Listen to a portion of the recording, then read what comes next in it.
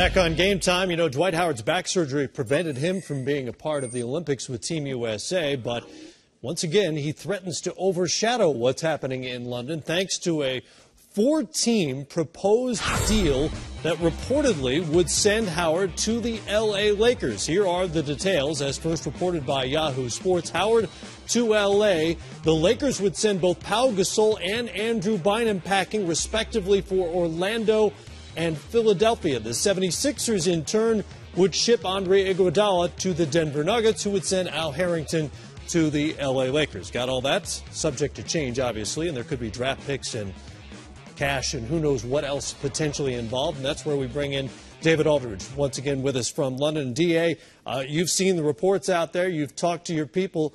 What is the likelihood, as you understand it right now, of Howard winding up with the Lakers in a deal that resembles something like what we just saw? Well, what I was told on Thursday was that there's a chance that this could happen. Obviously, with this many teams and this many moving parts, there's always a chance that the thing falls apart because it just takes one team to say no. I mean, look, on Monday I had heard some rumblings about a big blockbuster deal, but I was told by one of the key people involved in the deal that this probably is not going to happen because there's two teams that are not interested in doing the deal right now. Obviously, this was the Howard deal, as we found out. And those two teams apparently are at least to the point where they'd be willing to talk about it. So it is being talked about.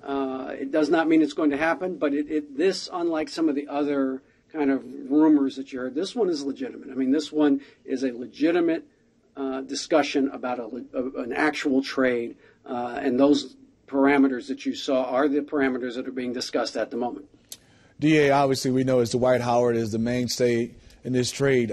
Is there anything out there that you've heard where Dwight wants to go? Because I think that still comes down to, do you make a trade for a guy who might not want to come to your team, might not sign an extension? Is there any talk about or anything you've heard that he wants to go to the Lakers? Well, again, Smitty, I mean, all we've heard all this time is Brooklyn, Brooklyn, Brooklyn.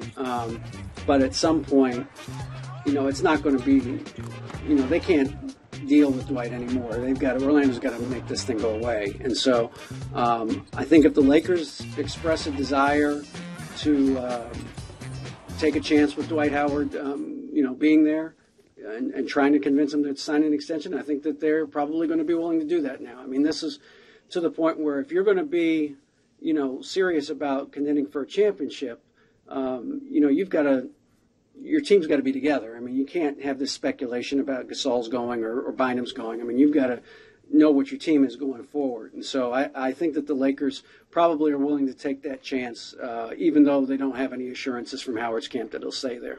Well, lesser risk, but the same question for the 76ers picking up Andrew Bynum, who still doesn't have his extension. Any sense of what his interest is in signing long-term in Philly?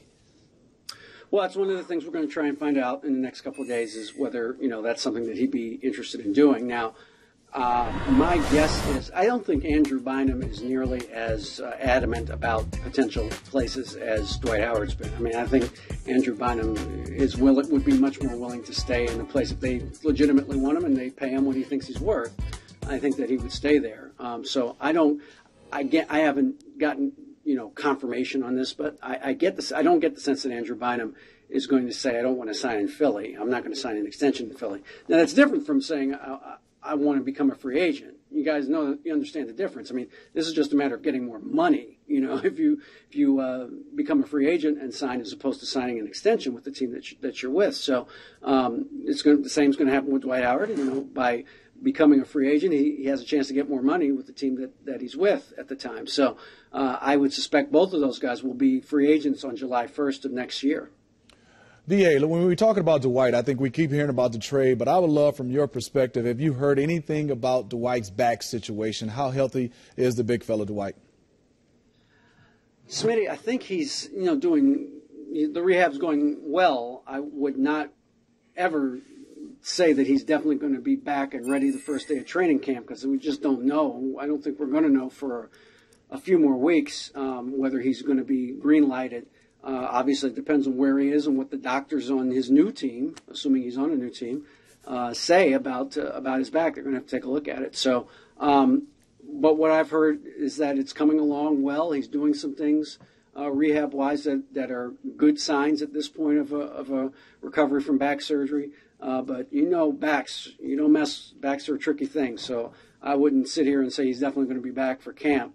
And I think that's going to depend really on where he winds up because, as you know, different teams have different standards for what they consider a guy being ready for training camp. Another storyline for you to cover over there in London, and Andre Iguodala and Pau Gasol now get to answer a whole new set of questions at the Olympics. DA, appreciate it. You're welcome.